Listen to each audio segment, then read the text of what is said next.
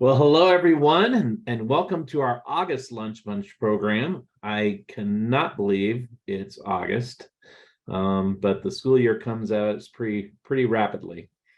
It's a busy week on campus as our newest ore diggers move to campus, finish up ore digger camp, and prepare for Friday's M-Climb. So very excited about that. This year's class is one of our largest in school history. Many of you have been or will be part of welcoming these students to Mines by attending or organizing a welcome party, assisting with move-in, volunteering at ore digger camp or convocation, or cheering on students as they do the M-Climb this Friday. We thank you for your support as the class of 2027 begins its Mines journey. For those who don't know me, I'm Andy Flynn, Director of Alumni Engagement. If this is your first Lunch Bunch, welcome. And for those of you who are regular attendees, thank you for your continued interest and support. We always enjoy seeing familiar faces on the screen each month.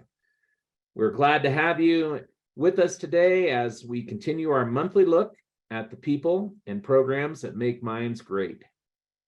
As we get ready to kick off another academic year, let's take a closer look at how the whole process starts. From the time a student completes an application for admission to the day they show up on campus.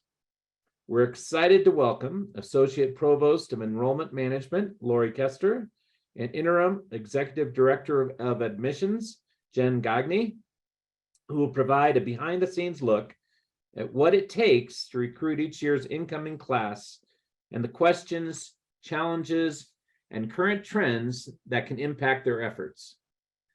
Lori and Jen will also share some interesting stats about the class of 2027. Before we start, a few quick reminders, as we do each month. Any questions that you submitted with your RSVP have been shared with today's speakers. And if you think of a question during the program, please feel free to use the chat. We'll keep an eye on it. But Lori and Jen will take questions at the end of their presentation. All of our Lunch Bunch programs are recorded and can be accessed on the Lunch Bunch page of the alumni website at weare.mines.edu. So if you missed one, want to listen again, or would like to share the program with a friend, visit this page to see the complete archive of recordings going back to 2021. Thank you, COVID. We have built up quite a library for me to select from. And as always, if you have ideas for future speakers or topics we want to know about them, you can put it in the chat. You can contact me or anyone in the alumni office with your suggestions. With that, please join me in welcoming Lori Kester and Jen Gagné to this month's Lunch Bunch. Lori and Jen, take it away. Thank you, Andy. Hi, everyone. I'm Lori Kester. I'm the Associate Provost for Enrollment Management. And I also have Jen Gagné here. Go ahead, Jen. Hi, everybody. My name is Jen Gagné. I am very excited to be here. I serve as the Interim Executive Director of Admissions, and I have also worked in other offices at Mines. I was the former director of CASA and also was the acting director of the Career Center for some time. So no Mines, and I'm excited to share with you our admissions information today. So I'm going to share my screen so we can go ahead and get started. Okay. Can everyone see the admissions at Mines Lunch Bunch 2023? Yes, I can. Excellent. Okay. All right. I think we got past the first and second slide already. We sure That's did. us. That's us again. Right. So today we're going to be talking about our applications and enrollment, what it looks like right now compared to what it's looked like in the past. We're going to talk a little bit about future goals, and we're going to leave plenty of time for questions and answers. Jen and I live in this world. So, and to be very transparent, sometimes we use lingo or words that may not mean, you might not know what those mean. So please feel free to write down or jot down your question for the end if we have said something that you're not fully sure what that means or don't understand what we were talking about, and we're happy to answer those. Awesome. Okay. as we head into discussing our applications enrollment, just like Lori said, we've tried to break it down and share information that is relevant and also easy to understand. But again, let us know if there are questions. So one of the first things we're going to discuss is our holistic review of applications. You may have heard of holistic applications review. I think it's been in the news. You may have heard it from colleagues. And actually, I was just discussing with a Mines alum at Org Digger Camp yesterday about how we used to have a grid for GPA and SAT scores or ACT scores. And those were the main considerations a while ago. We have really moved away from that, and we are looking at the entire individual as each application comes into Mines. So this screen shows you what we consider and what we review and look at during our application review process. So as a good primer, our 2024 application is already open. It opened on August 1st, and we'll receive applications throughout the year. And so when they come in, we then read our applications, and we actually read everything that comes in. That's a big question that students ask. They're like, are you really reading those essays? Are you really taking the time to do that? And we do. We read everything that a student sends in. So we are looking at their high school transcripts. We want to make sure that students are challenging themselves in their high school environments. We're able to see what sort of classes each high school offers and how that translates to a student taking advantage of those opportunities. We're really specifically looking, are they challenging themselves and taking all the potential classes in regards to math as well as science preparation? We also need to make sure that they're taking all of the required classes for their high school graduation, foreign language, English as well. But we really want to see, if your school offered AP courses in math, did you opt into that? We do have 80% of our students already come in having completed Calc 1, which is wonderful, but some schools don't offer that. So again, we want to make sure that they're challenging themselves appropriately and utilizing the available resources and courses available at their high school, as well as whether they're participating in concurrent or dual enrollment or any other program like IB or AP. We want to know about their leadership. We want to know, are they volunteering in the community, or what sort of work and family environment that they're in. Are they working outside of the home? Are they working to help their family? Are they translating documents or helping to transcribe information for their family? We do have 2 optional essay questions that we ask students to answer, and I'll be talking about one of those specifically later on. And then students also submit letters of recommendation, and we encourage them to submit letters of recommendation from teachers and then also from other extracurricular involvement areas. And so we're getting a sense of what sort of student this is and really their fit with Mines. So you might notice on the left bottom corner where it says test scores are optional. Colorado is a test optional state. So we have been test optional since that legislation was passed. And now we remain test optional. About 44% of our applications from the fall 2023 cycle applied test optional. So that means they did not submit a test score to us to evaluate. They may have taken a test, they just didn't want to submit it. And so we let students know, if you want to submit an ACT or an SAT score, we'll welcome it, but you're not going to be hurt either way. So if you feel that that's in addition to your application and you want to share that information with us, please go ahead and do that. If not, that's okay. We're taking into consideration everything else. Lastly, our interest in STEM and desire to attend Mines, those are really, really important things to us. Obviously, you know that, where it takes a lot to get through Mines. And we want to make sure that we are admitting students who are going to be successful on campus and graduate and be successful and beyond. We know that it's a rigorous environment and the education is challenging. So we want students to have that excitement and desire to attend Mines. So that's what our holistic review looks like. We, carefully read every single application that comes in, and then again, take into consideration all of these different aspects. Also, just something good to know is we don't track legacy admissions or legacy applicants. So if someone has a family member who attended Mines, we no longer track that because, again, legacy is no longer considered for any sort of admissions. That was some recent legislation as well across the board. So students can talk about that in their essays, and we want them to share that information, but we don't track that in our application systems. Okay. And then this is just a quick glance, a lot of numbers on the screen, but I'll walk you through all of them, of our fall 2023 first year and transfer student applications. We received 10,353 applications, and we admitted 6,141 of those applications. So our admit rate is 59.3%. Our admit rate has increased a little bit, and we've received fewer applications over the last couple of years. We're going to talk about our goals to increase our applications.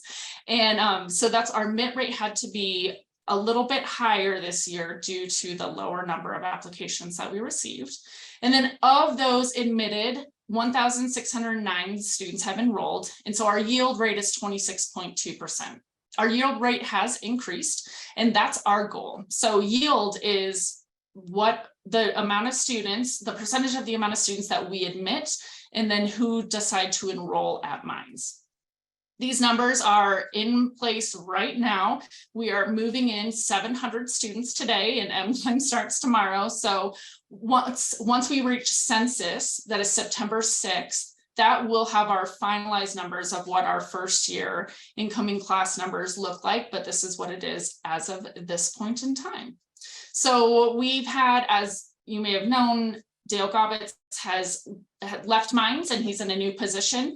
Last year, we didn't start our communication process on time. We had some staff members out on maternity leave. We've had some turnover, and then we switched companies that help us with all of our marketing and communication. So just so you know, everything is off and running. We had a great outreach to all of the students, all of our prospective students on August 1st, as soon as our applications open, as well as high school counselors and family members. So I'm really excited when I see challenges. And so I'm excited to increase our applications, make sure that those applications are really students who do want to attend Mines, and admit and enroll students who are excited to continue their education, be great Mines students and alumni. And I'll pass it over to Lori. All right. So this is just a little look at where we've been and where we're going and where we hope to go. So at the top, you'll see our application numbers.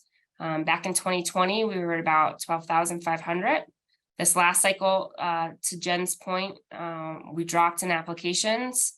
Some of that was has been due to changes in our third-party companies that we've worked with, and some of that has been due to staff turnover. We kind of got hit hard last year with the staff turnover in the admissions office, which for those of you who don't work in higher ed, it was across the board at all institutions. There was a big turnover rate as people started to go back to work from COVID. And so we were kind of the last university to feel it, but we felt it. And then of course all happened at one time. So our focus this year on application numbers is to reach 13,000 applications for our first year and transfer students. We want to continue the progress on admitting fewer students. And we want to continue the progress of increasing our yield. So the students that we admit choose to come to Mines, with a goal of reaching 1,630 students, transfer and new students in fall 24. Again, we feel really confident with where we've started this year compared to last year. I think we're off to a really, really good start. I'm really excited to have Jen in this interim role. She's been absolutely amazing so far. She really took everything and has run with it and done just such an incredible job. So I'm very excited for our team right now. All right, All right. This is also just a little bit more of a breakdown if you want to see where we're at with specific student populations. So our overall incoming students are at the top. That's everybody for our incoming freshmen. This does not include transfer or international students. But you'll see our resident numbers have actually come down a little bit. We're a little bit more 49, 51 when it comes to resident, non-resident breakdown, which has been good for the institution. But it is something we have to monitor closely because we are regulated by the state on how many residents we can have versus how many non-residents. So that's something we keep an eye on. You'll see our women have continued to increase over the years, which is something we're really excited about. We do have a goal of working towards 40% women in the next 2 to 5 years. As a STEM institution, it can be challenging to, it starts right at K-12 and attracting certain populations to STEM education is something that we are constantly working up against. You'll also see that our students of color have continued to increase. There's been a lot of effort on our part on the front end to attract students by working with different high schools, low-income high schools, targeting first-gen students, offering programs on campus for when students get here that support students, and making sure that we also offer summer engagement for students so that they see that they have a place here at Mines. And then our international numbers, if you see in fall 18, we were at 59, and so we're slowly getting back up there. Our international numbers have never been big at Mines. It's something we are starting to focus on, but COVID took a pretty big hit on international student population. As you can imagine, traveling, visas, it was all very challenging, and so we are still recovering from the loss that we had with our international students during COVID.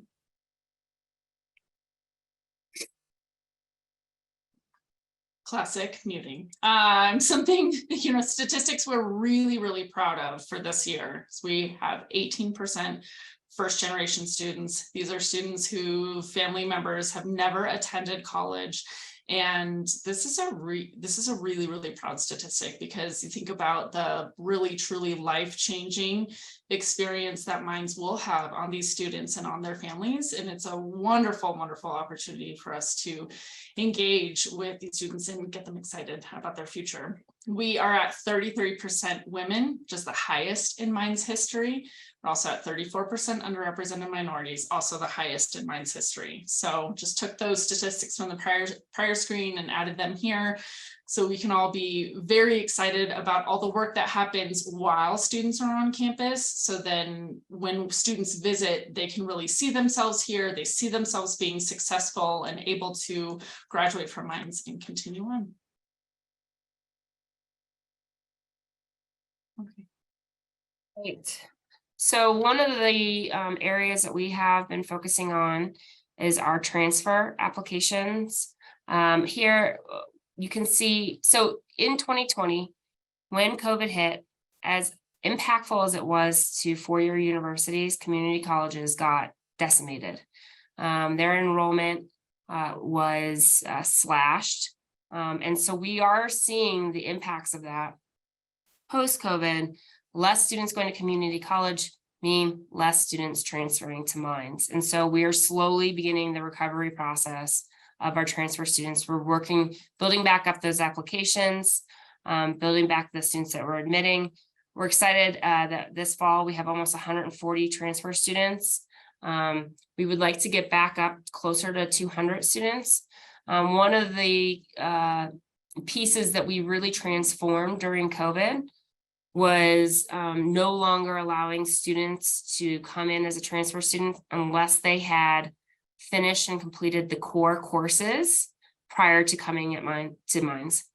Because we've had such a big increase in our freshman numbers, we have to be very cognizant of clogging up. Those core courses in the first 2 years are packed right now with our freshmen. And so we had to be very careful that the transfer students we were coming in weren't adding to the impact of those core courses, and that they could come in the later classes in their junior and senior year. So we made that shift during COVID, and we're starting to rebound now from some of these requirements that we put into place for transfer students.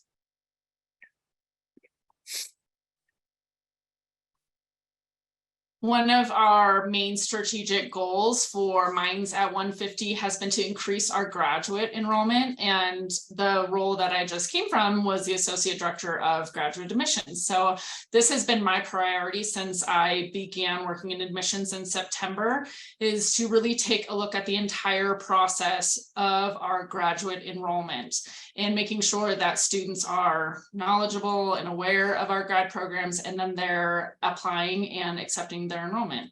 So I am showcasing our application trends. This is just the last 2 years, just taking a look at it. You can see that there are some increases amongst our certificates, master's non-thesis, master's thesis, and PhD programs. I did not break this out by online and in person, but we do have over 20 online programs for certificate and master's non-thesis programs. And we have many in-person programs. So we're really focused on graduate students as our area of growth. We're talking about that a little bit more in the future as we head there, but just wanted to give an overview of our grad application numbers. So future goals. I'm going to take a minute here to talk about their affirmative action decisions. So as we look towards the future, higher ed is a drastically changing environment every minute. It seems like something new is challenging and changing. So what happened on June 29th is that the Supreme Court overturned the use of affirmative action and the use of race in admissions decisions. Since that time, we have been diving into what this means, looking at legal counsel advice, making sure that we are complying with the law and moving forward and reading applications. And so I just want everyone to know, so we have hidden race and ethnicity on our applications. We still will collect this data and we can look at it for institutional research policies and procedures and make sure that we have that information, but it is no longer something that we can use in an admissions decision. With this being said, we modified our essay and we still want to know about students' experiences in their K-12 educational environment. So I didn't put it on the screen. I can put it in the chat if you'd like. Our essay question that we are using this year is reflect on a time when you had to collaborate with individuals from diverse backgrounds, experiences, or viewpoints. How did this experience impact your understanding of identity and the importance of inclusivity? We knew that teamwork is a great thing because the more minds at play, the better the solution to the problem will be. We were doing that at Ore Digger Camp yesterday. We really hit that hard, whether they were making Lego cars and then having to, use an egg and try to make sure that the egg stays safely down the ramp. It's so much fun if you haven't done that.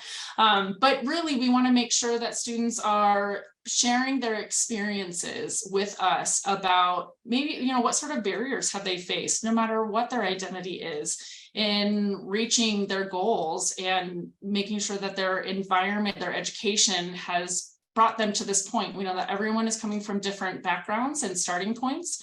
So our encouragement to you is we need your help this year. If you are working with any students who are applying to college, I think this is across the board. You can look at other institutions as well, but help guide them on, what to say, how to talk about this, that it is okay. We want to know, good and bad, what their life experience has been like and how they've ended up as, an applicant to Minds.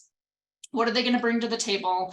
How are they really good team players? How are they going to enhance our educational environment? How are they going to enhance their courses in their community of learners on campus and make a difference in the world? So that's our request to you. We had a feeling that we might have some questions about that. So we wanted to know that we are very much paying attention to it, still reading all of the advice and taking into consideration all the advice that we need to do and making sure we're complying with the law. So, future goals. One of our main goals is our communication to prospective students and applicants. We are really looking at personalizing all of our messages. So we have broken down our overall communications. Instead of just saying, hey, we're Minds, we're STEM, we're really excited to have you, we are personalizing communication down to a micro level of what the student is like, what are they interested in, and how are we showcasing those unique aspects of Minds to them, whether it's in our emails, our visit campaigns, and knowing that we want them to know everything about Minds. So it's very complex. We have an incredible marketing team that is working behind the scenes to set everything up. So when we receive a request for information for our students, they're getting really personalized information about us, about any majors that they're interested in, about opportunities on campus. You know, we highlighted when we went to the national championship game. So we're really letting them know what our student body is like, what our campus is like.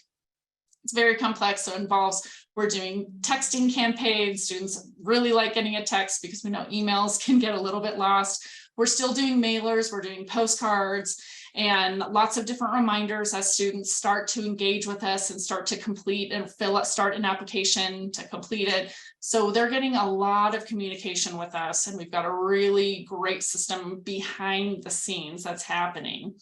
Just for example, we messaged 250,000 high school seniors as we started off this 2024 application cycle. So they're hearing from us, they're getting that information, and then they're able to take action on that. So specifically with our undergrad initiatives, because communication is across the board, right? That's going to impact all of the different aspects that we have in all of our different populations. Our undergrad initiatives that we're super proud of, all of our print materials for this application cycle are also available in Spanish. So we have English and Spanish print resources, which I think is wonderful. We've had Meet Me at Making the Connection in a program offered in Spanish. We're planning to do that again. Just making sure that the information that we're sharing with incoming students and families is accessible and available, and that they're understanding that as well.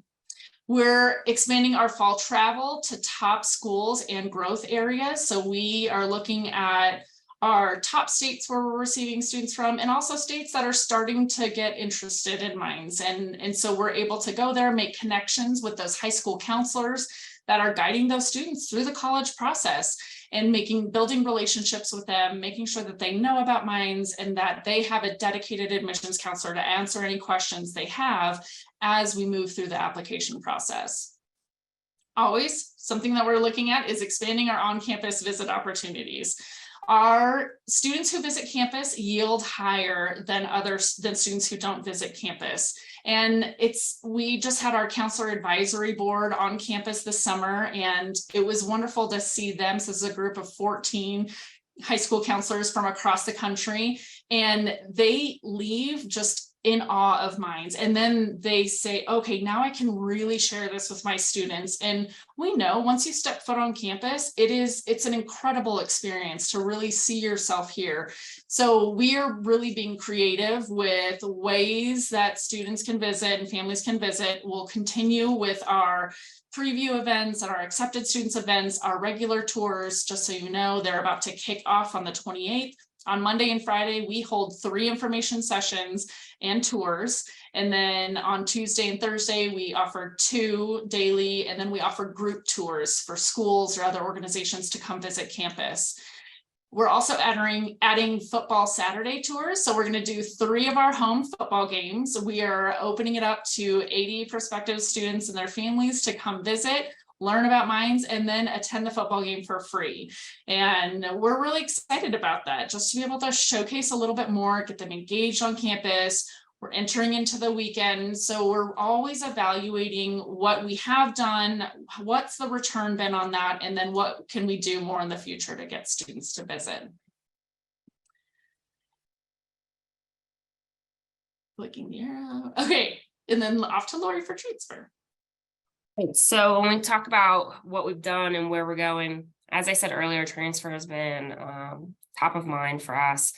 We know that we need to have different pathways for students depending where they are, and meeting students in some non-traditional ways for entering Mines. So transfer students has been one of our key initiatives.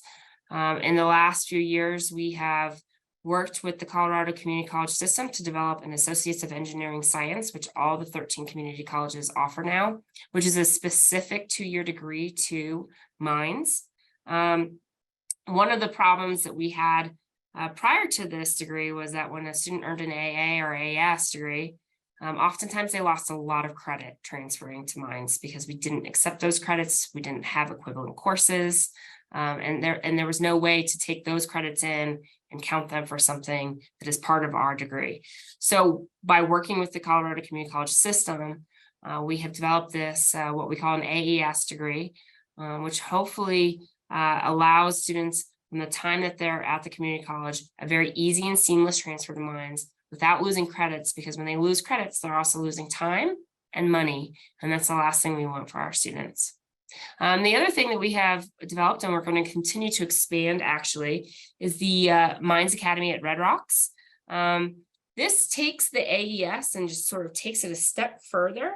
And by that, I mean, we work with the students. We suggest to students who are kind of on the bubble and not really ready to come to Mines yet, that they look at the Mines Academy at Red Rocks.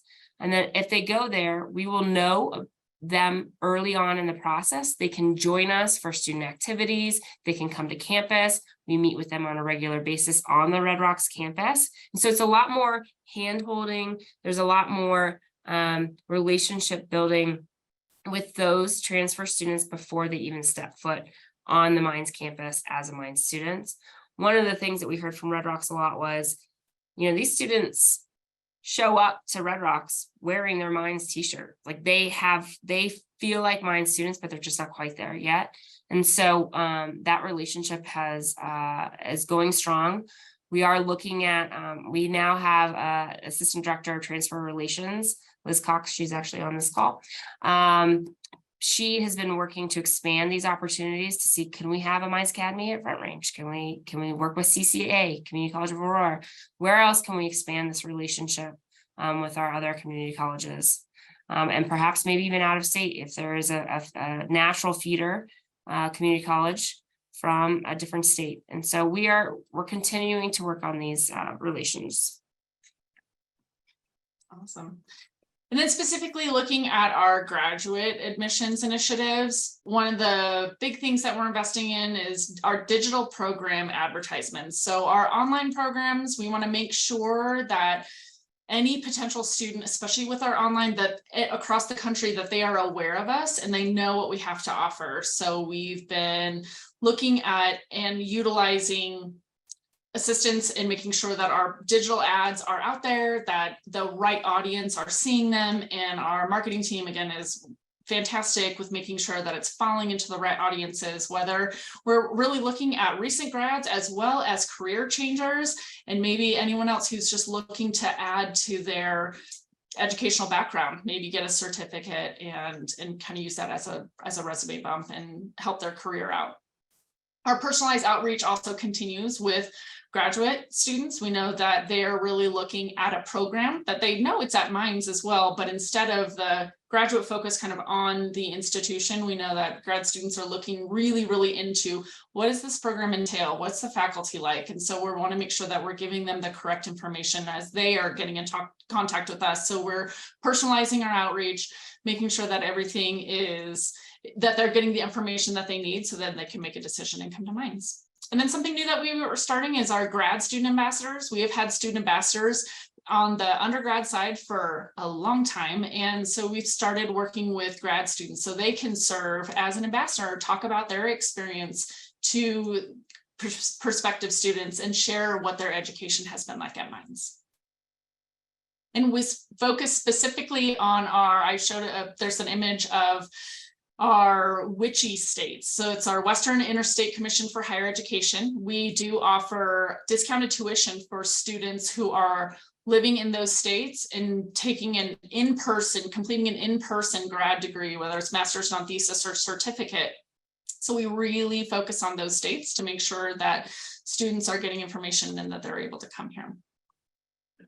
And all of this cannot be done without our team. This is a picture from just a couple weeks ago. We've got 28 amazing individuals on our teams, whether it's undergraduate recruitment, graduate recruitment, visits and events, marketing, communications, and systems. So it is a well-oiled machine of front-facing and behind the scenes, making sure everything, like when students are uploading their high school transcripts, it's getting processed in the right time, and all of the things that students need to do to get ready to enroll at Mines, that's all smooth and seamless. We're always looking to make sure that processes are going very well, and we want students to have that really, really great experience throughout the entire process as they come to campus, as I look outside my door and see people moving in. And then again, through Mines, graduating from Mines and becoming alumni. That's the information that we have for you. We'd love to hear what questions you have for us. We actually have some questions, and I'd be happy to go through these until we get more. Awesome. So Liz had asked if the essay question was required or optional. It is strongly recommended that students do it. It is not required, though. It is strongly recommended, however, that they answer the question. We got a lot of feedback from the high school counselors that we just hosted, and that was their suggestion. So we are running with it, and not we don't want to prohibit a student from submitting an application if they don't fill it out. Our typical melt rate over the summer, about 7%. And we're right about there right now. Our melt has actually gone down over the last several years without intentionally trying. We've actually brought in a couple classes that were a little too big. And so we had stopped our anti-melt activities, but it kept going down. So right now we're sitting about where we were the last few years at about 7%. And then the other question, what legally allowable strategies does Mine use to recruit students from underrepresented backgrounds? Jen hit on some of those, but some of those include working with high schools who serve low-income students, free and reduced lunch schools. Some of it is and I should include that we just recently won a TRIO Upward Bound Math and Science grant, which specifically targets Alameda High School. And the entire point of that program is to work with students who are low income and first generation. So we have folks at that high school now. And then we also work closely with community-based organizations like Denver Scholarship Foundation, Minds Matter. There's several that we work with to work with students. And then we also offer summer programming for low-income students to help them get on campus and experience Minds. So happy to expand on that if anybody else needs that. And then Ruth Jones, Jen, I'm hoping you can answer this. What new cities, regions are you traveling to recruiting from this year? Yes, so we're really looking at areas where there's this kind of opportunity, and we haven't been in Texas a lot. We're going back to Texas. We're making sure that we are making connections and reestablishing connections with high schools. We're looking at the Midwest, so Chicago, Wisconsin, and Minnesota, and then also in New England. So those are kind of some exciting areas that we're going to. Interesting. I might just chime in really quick if I may. Yes. This is such good information. And as a point aside, I've had a few people who needed to scoot early and very much are interested in hearing the whole recording today. So I would just remind everybody on the call that this is being recorded and it will be saved on the Lunch Bunch page of our alumni website where you registered today. So you can go back and listen again or share with a friend. The comment that I wanted to make is that this may be news to people, but I find it very interesting. And tell me if I have this right, Jen and Lori. The top 4 states from which our students come are Colorado, Texas, California, Mhm, and Washington State. mhm. Am I right? Yes. And the reason I bring it up is that, hey, guess what? Guess where our biggest populations of alumni are? So they're coming in and they're going home. I mean, those 4 states are always on our radar, always on our radar. Mhm. But just like you, at the beginning of the process, the alumni group at the other end of the line, we too are looking to expand our networks and events and opportunities for alums in those states where we see opportunity. Chicago is on the radar. We want to get down to Florida. We want to get out, cities that, east of the Mississippi and kind of, make a name for ourselves there. Not that we don't already have one, but, to develop those areas. So I just find that congruency very interesting, and look forward to continuing to working with you in sharing that information. Thanks. All right, Vince. Yeah.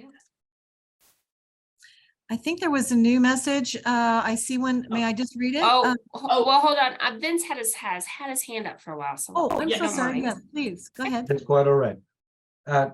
Thanks, Jen. Thanks, Lori.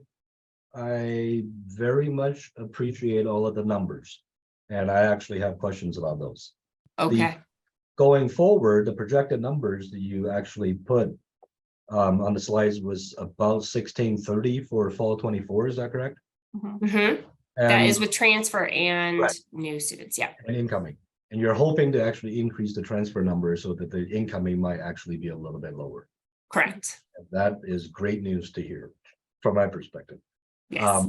But I am actually curious about the graduate numbers. And in Mhm. particular, since you did not break it out, I don't know if you actually have the numbers on hand, but the graduate online enrollment numbers, I'm Mhm. actually curious about what those numbers actually are, and is there actually a target that you all are trying to hit? We are increasing those numbers. We have been year over year. We can get you the specific numbers, Vince. Happy to do that. We're actually meeting, Andy Herring and I are meeting with each of the department heads and department directors, the grad directors, to come up with targets for each and every online and in-person master's non-thesis program and certificate. Some of the growth has been, it's been a little bumpy. We're still getting it off the ground. I think there's still work to be done, but I do know that year over year it has been growing. And those targets really depend on where the departments want to go with the program. And so we will be working. I think I have 50 meetings from now until December. So I'm meeting with each and every department to find out exactly where it is they are trying to go. So.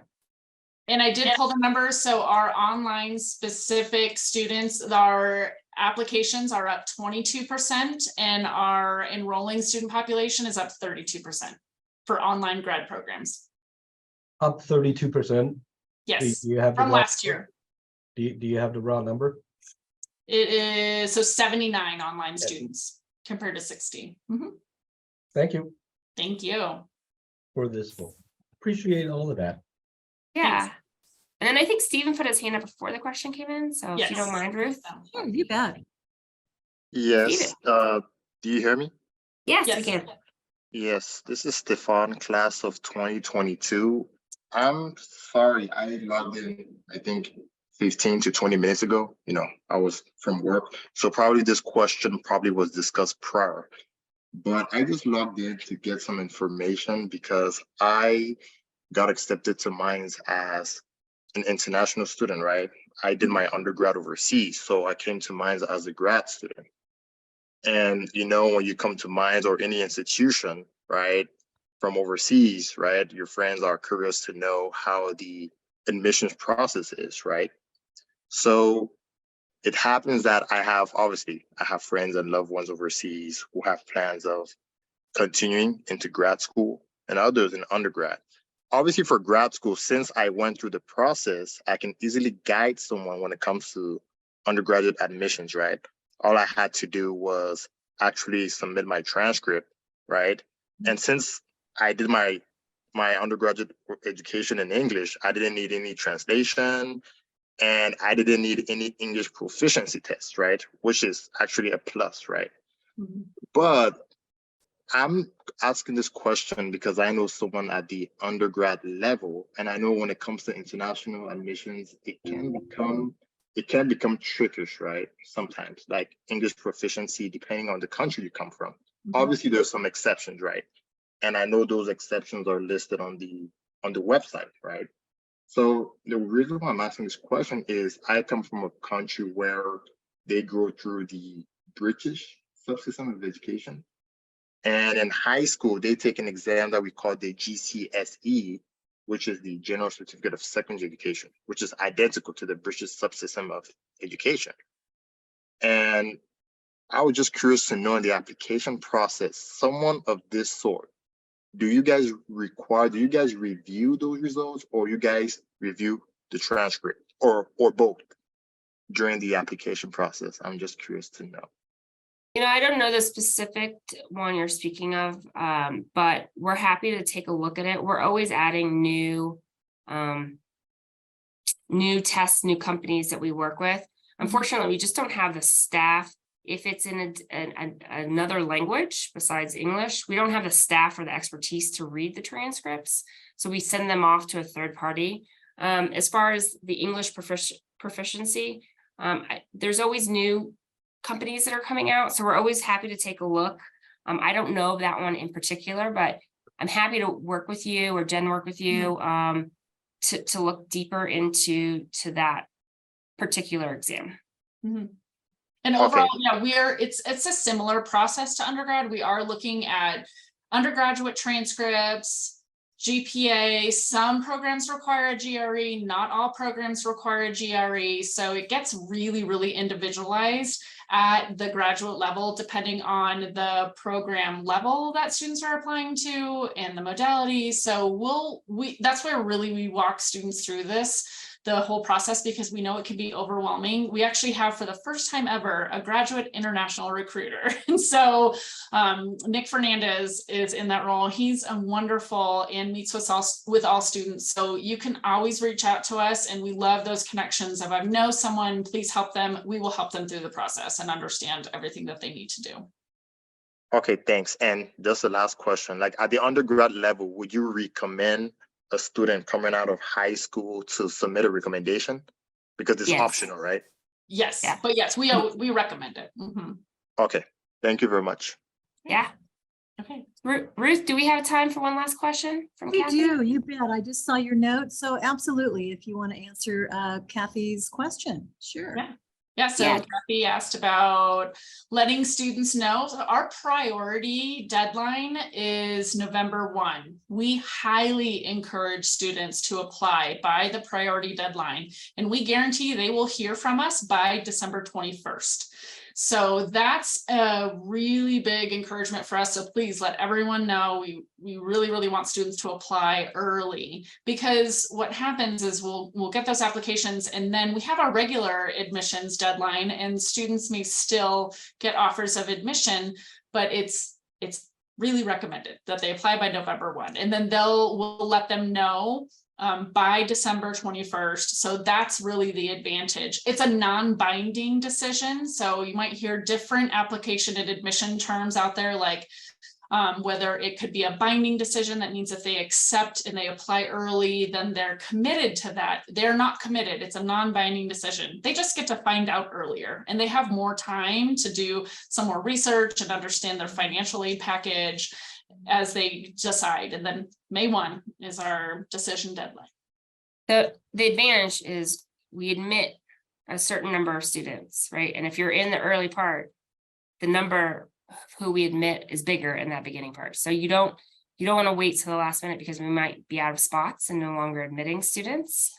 So the advantage of applying earlier is being in that beginning pool, which is larger. The admit numbers are going to be larger, and that is how we start to shape the class, right? Of who we're bringing in. Mm-hmm.